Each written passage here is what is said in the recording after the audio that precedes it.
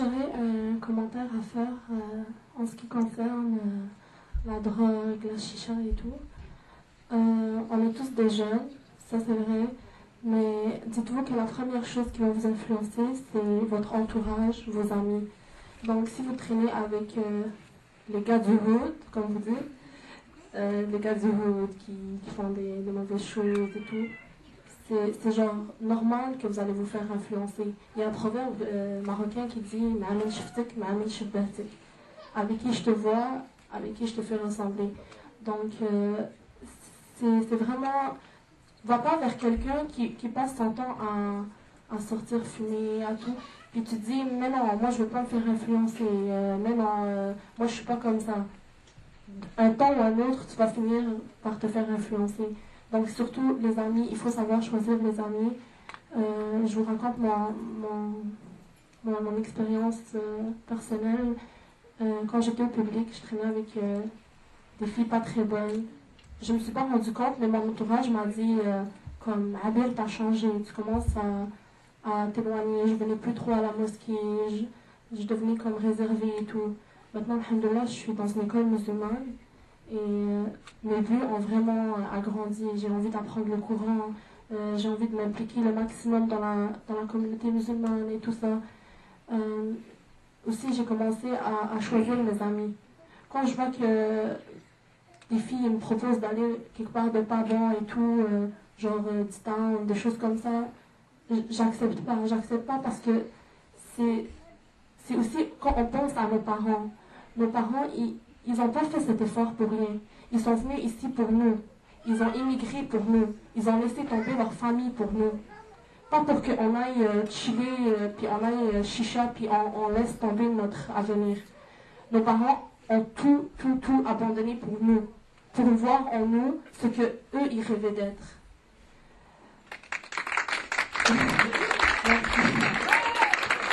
Donc c'est vraiment ce que je voulais dire, qu'il faut vraiment penser, parce que moi, des fois je m'assois puis je me dis, oui, ok, je vais acheter des vêtements de marque. Par exemple, je me dis, moi par exemple j'ai goût de sortir, acheter des vêtements de marque et tout, mais où ça va m'amener? Ça va m'amener à rien. Mais je me dis, ok, si, Inch'Allah, je veux devenir médecin, je veux m'habiller convenablement et tout, je me dis, ça va rendre ma mère fière, ça va rendre ma famille fière de moi, ça va rendre, premièrement, mon créateur fier de moi, ça va rendre mes amis fiers de moi, j'aurai mon diplôme, alhamdoulilah, j'aurai ma famille. Mais pour les filles aussi, les filles qui fréquentent beaucoup de gars aussi, j'ai un commentaire à vous dire que je l'ai lu sur Facebook, ça m'a vraiment touchée, c'est... par exemple, ton mari, il marche avec toi plus tard. Il y a un gars qui passe et dit Oh, c'est toi que je fréquentais, là, tu te rappelles, on a fait des affaires, puis tout. Tu sais, ton mari, ça va être comme. T'auras plus de valeur pour c'est vraiment comme. Starfallah, comme on dit. Genre, Starfallah, mais comme. C'est à ça qu'on est rendu, c'est à ça qu'on est rendu. Moi, je vois genre, Starfallah, des filles voilées sur Facebook, en couple célibataire, en couple célibataire, en couple célibataire. Mais qu'est-ce que tu fais? Mais où tu vas avec ça? C'est vraiment où tu vas avec ça? Les gars aussi, c'est... En tout cas, je vous dis mon point de vue personnel, c'est tout ce que je veux vous dire.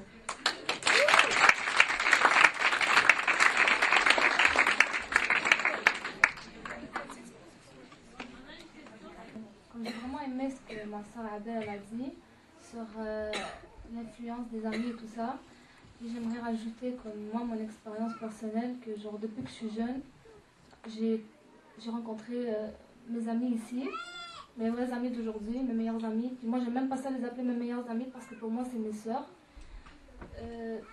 On a grandi ensemble, puis machallah c'est vraiment des filles bien.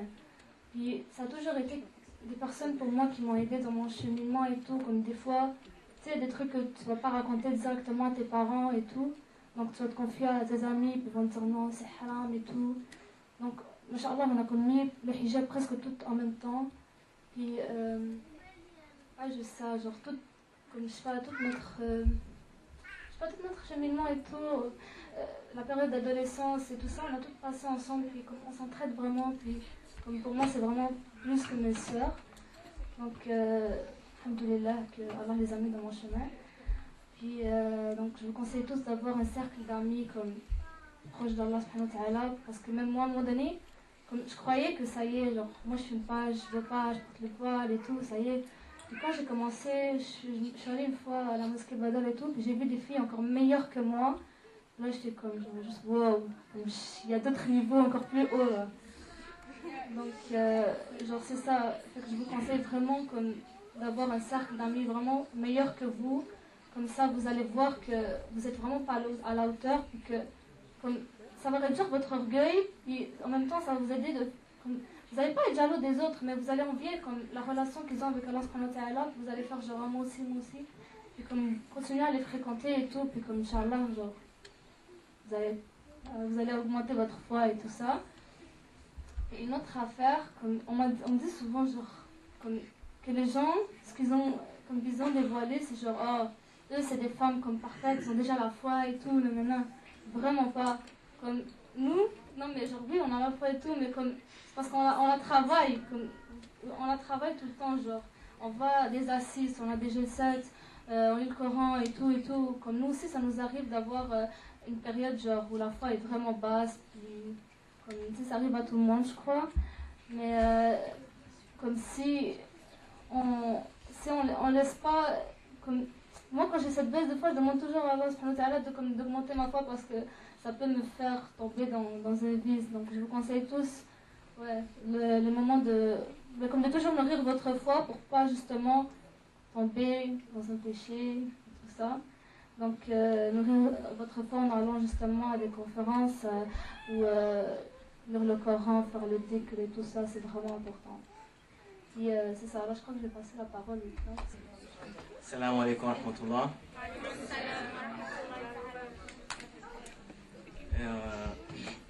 Je vais vous dire que je suis honoré d'être avec vous.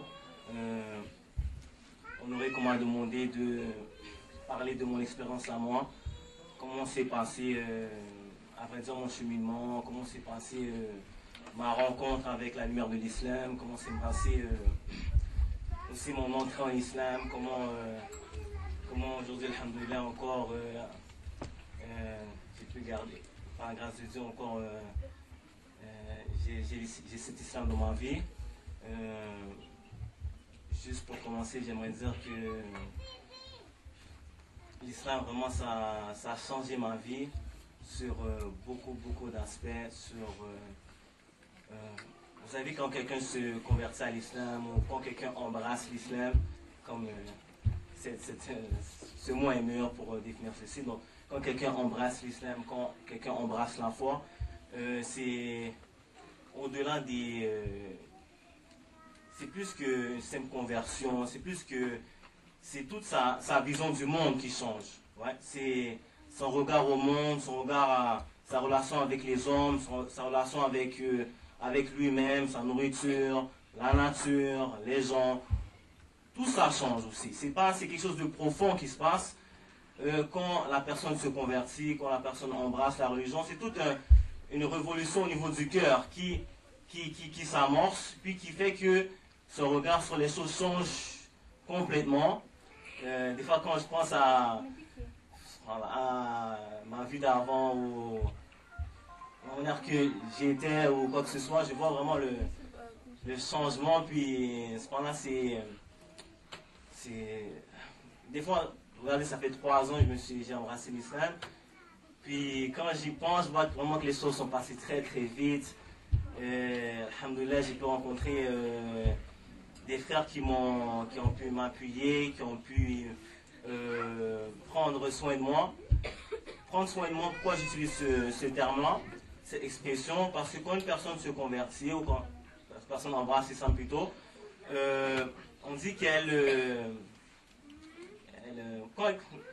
il y a une naissance du cœur qui s'amorce. Il y a une nouvelle naissance, il y a une nouvelle orientation dans la vie, et comme nouveau-né, on doit prendre soin de lui. Et c'est au-delà de la relation, mettons, comment je peux dire ça, au niveau de savoir religieux, il y a plus que ça qu'un converti a besoin. Il y a besoin d'amour, il y a besoin d'affection, il y a besoin d'être compris, d'être écouté, il y a besoin de ces relations affectives avec des gens qui vont l'accompagner aussi. Ça, alhamdoulilah, les frères ils sont par là, ils sont bas là, mais l'assise que j'ai pu avoir ici avec l'association Bélangère, ça m'a énormément aidé à tenir le coup, à vivre la foi aussi. À vivre la foi, parce que la foi c'est quelque chose qui se vit. J'ai appris que c'est quelque chose qui se goûte, quelque chose que quand tu goûtes, tu n'as pas envie de quitter. Et voilà, je pourrais même parler ça de l'expérience ici à Bélangère. Au départ, quand j'avais embrassé l'islam, je ne connaissais pas la mosquée Bélangère. J'avais aucune idée de ce que c'était. C'est que l'appel de rien à côté Pizera, j'arrive. Un frère marocain m'a dit il y a une mosquée ici, les gens ils sont bien. Je suis ok, oui. Pour une fois, je suis rentré. Je me rappelle, je n'avais pas aimé la mosquée. Parce qu'avec quelqu'un, j'étais rentré. J'avais dit salam alaikum, mais personne ne m'avait répondu. Là, à ce moment-là, c'était un mauvais départ, là. Ouais, comme le skip, là, comme ça. Un mauvais départ. À ce moment-là, mais je me suis dit, patiente, il faut que tu patientes. Tu as ton objectif en tête, c'est pourquoi tu viens ici. Tu vois ton chemin. Donc, ce moment-là, il y a par là présentement, mais il y a beaucoup de Abdelaziz Lechlis, Abdelaziz Rilen. C'est des gens vraiment, ce moment-là, qu'Allah les récompense énormément parce qu'ils ont été vraiment patients avec moi. Nombre de fois que je suis venu demander des questions. Je vous dis, l'idée vraiment, c'est aussi juste le fait d'être écouté, c'est important. Parce qu'en fait, au-delà d'être musulman, on est des humains, on est des hommes, on a nos sentiments, il y a un choix qui se fait aussi, donc il y a besoin d'un accompagnement. Donc ça a été bien, donc cette idée d'accompagnement-là, c'est une idée, puis c'est ça aussi que j'invite aussi tout le monde, qu'il soit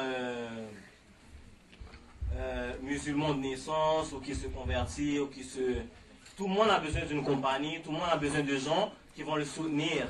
Parce que l'environnement, un environnement qui n'est pas très soucieux d'éthique, c'est pas un environnement qui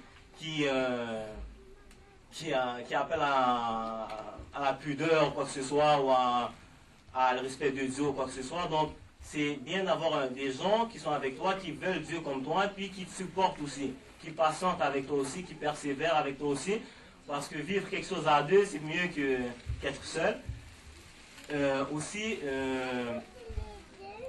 ce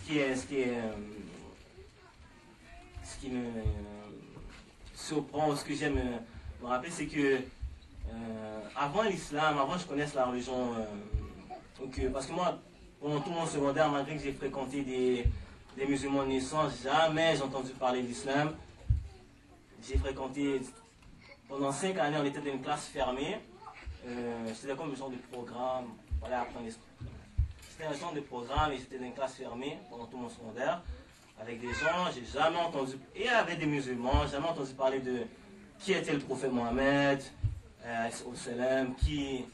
quelle était sa vie, que même le fait que les musulmans croyaient en Jésus, c'était très vague, rien de réellement concret, que même cet islam d'amour, cet islam de relation avec Dieu, jamais entendu réellement parler. Donc, durant tout mon secondaire aussi, même quand l'époque du Ramadan, le fameux Ramadan, où tu vois que l'islam est plutôt vécu comme quelque chose de lourd. C'est pas vécu comme étant quelque chose qui change ta vie ou qui t'apporte un bien. Là. On a faim pendant le Ramadan, je me rappelle tout le temps, là, quand il y avait le cours d'éduc, puis c'était le Ramadan, toujours des plaintes, on a faim. Donc j'ai jamais eu ça m'a jamais vraiment attiré plus que d'autres choses dans l'islam. Même rarement j'ai entendu le salam alaikum entre les jeunes. Rarement si on prie, ça va vite. Il y a le midi, on va prier vite. C'est vraiment comme. J'ai jamais vraiment entendu quelque chose de concret par rapport à cela. Qu'est-ce qui m'a fait quand j'ai entendu parler d'islam? Moi, chez moi, ce moment-là, c'est grâce à Dieu, alhamdoulilah. Depuis que j'ai été jeune, j'ai toujours eu la chance de discuter sur des choses, comment je peux dire ça, que pas la plupart des jeunes discutent, ou le commun des jeunes discutent par rapport à l'histoire, par rapport la culture, par rapport à le monde, qu'est-ce qui se passe à travers le monde. Parce que chez ma grand-mère, c'était toujours le débat, il y avait mon oncle qui est assez jeune. Donc j'ai toujours, depuis le jeune âge, depuis 13, 14, 15 ans, j'ai toujours pu lire beaucoup, puis écouter des discussions sur l'histoire, sur certaines choses qui éveillent mon esprit. Donc ça m'a toujours, j'ai toujours une relation avec la lecture, avec lire sur internet et tout ça, c'était vraiment mon passe-temps. Mais je me rappelle, j'aimais ça, aller voir les autres, les réveiller sur certaines questions là, que je trouvais importantes. Puis donc, ce qui s'est passé, c'est qu'un jour il y a eu une vidéo qu'on a vue sur, je pense que c'est avec le frère d'Emmanuel, Emmanuel est là présentement. Son frère m'a présenté une vidéo, son frère n'était pas encore musulman, il m'a présenté une vidéo sur l'islam, je pense, et de Sign, je pense que quelqu'un parlait d'illumination tantôt, j'imagine qu'il a vu. Il parle des miracles à la fin des temps, là. Il parle de... c'est comme des hadiths, où le prophète Mohammed parle de la fin des temps, des signes, de qu'est-ce qui va arriver et tout. Puis là, quand on a vu ça, c'est là que ça avait vraiment choqué, là. Dans le sens qu'on se dit, comment un homme dans le beau milieu du désert, au fin fond de nulle part, hein, il peut nous dire des choses que même la science, ou aujourd'hui la science qui est fière aujourd'hui, là, qui vient de découvrir aujourd'hui. Donc, c'est ça vraiment qui nous avait étonnés. Je me rappelle, il y avait même des signes qui nous avaient vraiment... on avait vraiment... en tout cas, c'est comme le prophète Mohammed sallallahu alayhi wa sallam, il a dit que viendra un jour où les femmes vont être habillées, mais pas être habillées. Tu vois? Ça, on avait vraiment étonné. On était vraiment, comment lui il a pu dire ça, tu vois? Parce que là, c'était vraiment actuel, comme on dit. Là. Donc, ça avait vraiment étonné. On a commencé à discuter sur... Parce que chez nous, c'est toujours débat, discussion, tout le temps. Donc là, on discute, on débat sur ça. Je me rappelle, Emmanuel, il disait avec mon oncle, on disait que j'allais devenir musulman et tout. Et là, on débattait avec lui et tout. Voilà, chaque fois qu'il y avait une question, on allait sur Internet, on allait chercher des informations.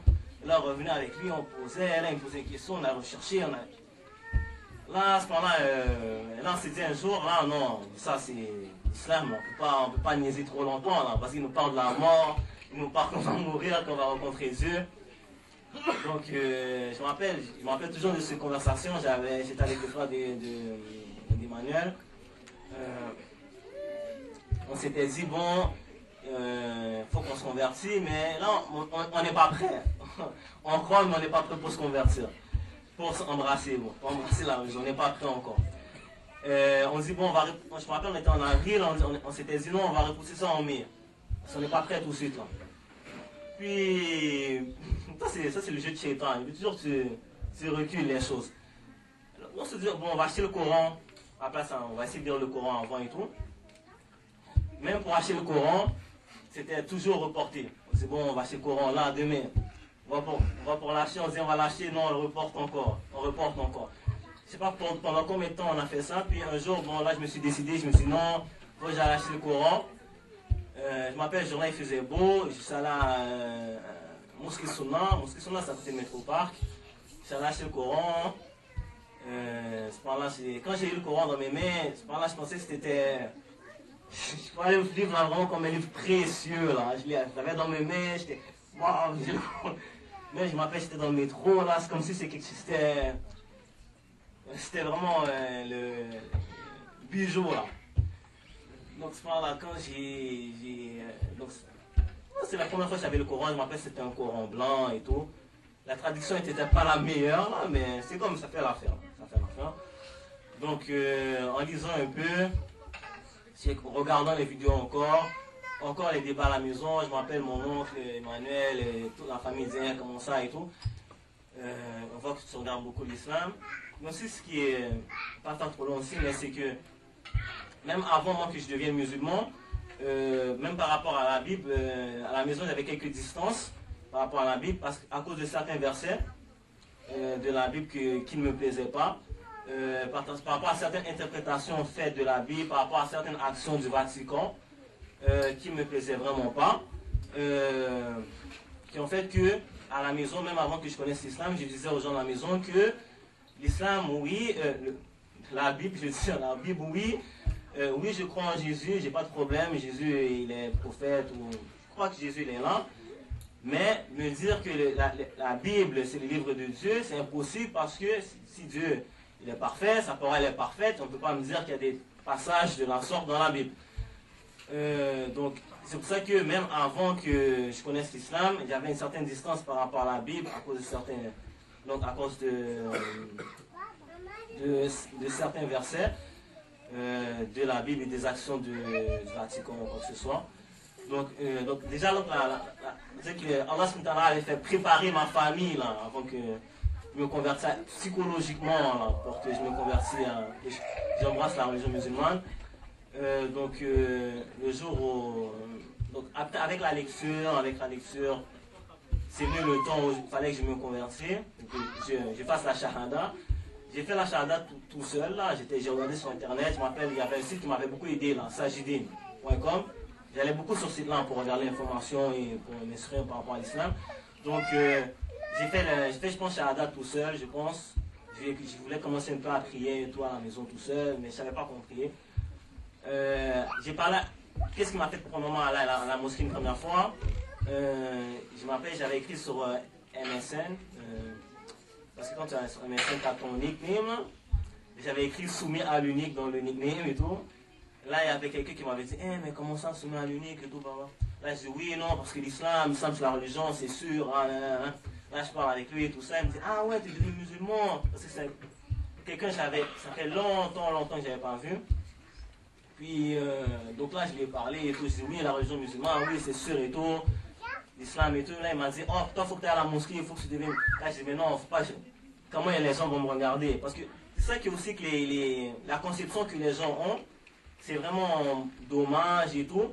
C'est que l'islam n'est pas perçu comme une spiritualité, l'islam n'est pas perçu comme un don de soi vers Dieu ou le fait de s'offrir à Dieu. Ce genre de discours-là, il est très très rare. Très très rare, il est très peu connu. L'islam, c'est, comment je peux dire ça, c'est considéré comme étant une religion pour une communauté arabe, que tu as besoin de t'arabiser pour devenir musulman, que tu as besoin de même vouloir changer ton nom, ce que tu n'es pas obligé, que tu as... tous ces genres de choses-là, c'est ça que l'idée que moi-même j'avais de l'islam, et que même c'est ce qui m'a vraiment bloqué un certain temps pour aller à la mosquée. Là. Je voulais vraiment pas aller à la mosquée pour le regard des gens, pour comment ils vont me regarder, comment ils vont me percevoir et tout. Puis, cependant, que Dieu aussi bénisse, s'appelle Idir. Cependant, il m'a convaincu, il m'a dit arrête, là, viens, vas-y. Je suis allé la première fois à la mosquée, c'est nom Badr. Badr, il fait beaucoup d'activités quand même. Badr, c'est à côté de chez moi. Puis, c'est ça, donc je suis rentré à la mosquée Badr. Puis, première fois, je suis rentré. Moi, j'ai jamais fait shahada en public, jamais fait ça. On m'a dit que si j'ai fait, puisque j'avais déjà fait moi-même, que j'avais déjà appris moi-même, que j'étais déjà sûr, que j'avais pas le besoin de faire ça. Puis, alhamdoulilah, c'est ça. Puis, donc, après, j'ai pu connaître la mosquée de l'Alger. Ça, j'appelle ça une deuxième conversion pour moi. Parce que c'est là vraiment que j'ai goûté le vrai message de l'islam, le vrai islam comme élan vers Dieu, islam comme amour, comme le fait que Dieu m'aime et que je peux aimer Dieu, que je peux avoir une compagnie qui m'amène vers Dieu. Puis, c'est ça, vraiment.